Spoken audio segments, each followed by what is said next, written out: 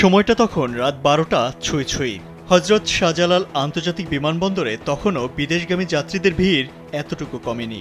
Luggage check in থেকে শুরু করে ইমিগ্রেশন সব জায়গাতেই ব্যস্ত সময় পার করছেন এয়ারপোর্ট কর্মকর্তারা। ৮-১০ জন যাত্রীর মতো বিমানবন্দর এসেছেন প্রবীণ এক ব্যক্তি, কিন্তু অন্যদের থেকে তাকে সহজেই আলাদা করা যায় তার উচ্চতার জন্য। কিন্তু মুখে মাস্ক আর মাথায় কালো ক্যাপ পরা এই ব্যক্তিকে নিয়ে কারো কোনো আগ্রহ দেখা গেল না।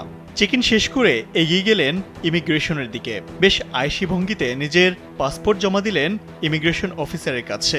পাতা উল্টাতেই চোখ ছানা বড়া, কারণ তার সামনে দাঁড়িয়ে আছে বাংলাদেশে পরপর দুবারের রাষ্ট্রপতি আব্দুল হামিদ। স্যান্ডেলিনা সো, রূপচর্চায় আভিজাত্য। এরকম একজন হাই প্রোফাইল ব্যক্তিকে দেখে কিছুটা হতভম্ব হয়ে গেলেন এই কর্মকর্তা। সাবেক রাষ্ট্রপতিকে তিনি আটকাবেন নাকি ছেড়ে দেবেন, সিদ্ধান্তহীনতার মাঝে ইমিগ্রেশন কর্মকর্তা। অভিযোগ রয়েছে সাবেক রাষ্ট্রপতিকে দেশ ছাড়তে বাধা না দিতে বর্তমান রাষ্ট্রপতি কার্যালয় থেকে ফোন যায় বিমানবন্দরে।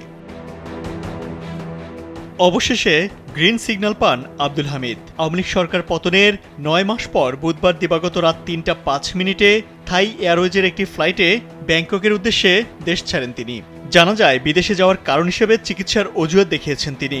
বিমানবন্দরের একাধিক সূত্র নিশ্চিত করেছে আব্দুল হামিদের বিদেশে যাওয়ার কোনো নিষেধাজ্ঞা ছিল না।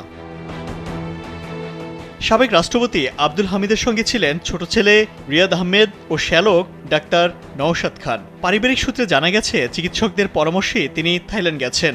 হত্যা মামলা মাথায় নিয়ে কিভাবে তিনি দেশ ছাড়লেন তা নিয়ে জনমনে উঠেছে নানা প্রশ্ন। এদিকে দেশ ছাড়তে বাধা না দিলেও সাবেক রাষ্ট্রপতিকে ইন্টারপোলের মাধ্যমে দেশে ফিরিয়ে আনা হবে বলে জানিয়েছেন স্বরাষ্ট্র উপদেষ্টা। ইমতিয়াজ আহমেদ, কালবেলা।